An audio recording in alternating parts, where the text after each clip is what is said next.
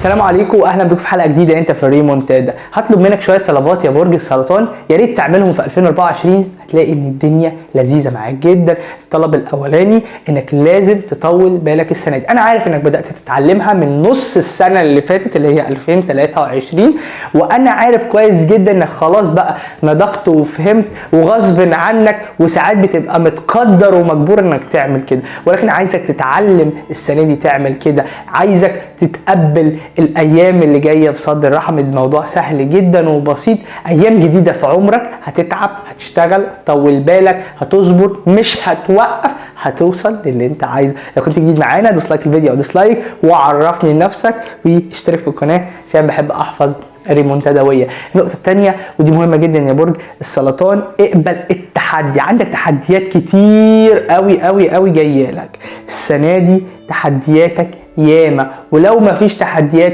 هتلاقي ظروف كبيرة أكبر من أنا أتحط فيها. هتلاقي حاجات غريبة. لازم أحط في عقلي إن أنا لا أبقى ناضج، أقبل أي تحدي السنة دي.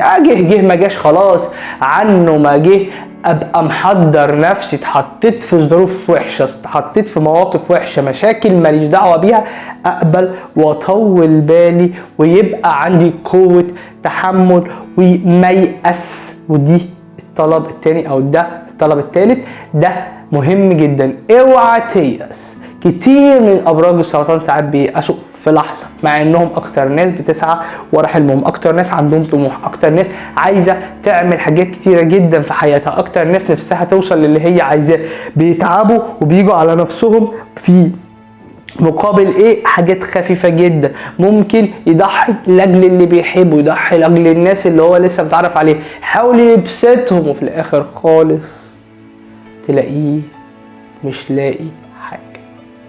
لا تفقد الامل يا برج السرطان، اللي جاي اكيد ربنا شايل لك فيه خير. مهم انك تقبل النقاش وتطول بالك وتقبل التحديات وما تفقدش الامل. 2024 جميله جدا جدا. سنين من عمرك جايه، ما تبصش لظروف بلدك، ما تبصش لظروف حياتك الشخصيه، مالكش دعوه بالبيئه اللي انت عايش فيها. كل ده بيأثر 100%. ازاي هيبقى ماليش دعوه؟ انا ليا فلان الفلاني، انا ليا ريمون، انا ليا احمد، انا ليا نفسي. انا اسمي احمد يبقى انا اسمي محمد. انا ادور على نفسي. سنة جميلة ويا رب تكون سنة حلوة من بدايتها. اوعى تتردد في لحظة انك تكتب لي تحت في الكومنتات عن اي طلب انتوا عايزين ان انا انفذه لك. انا هنا عشان خاطر اساعد حضرتك. السلام عليكم، استنوني في حلقات جديدة.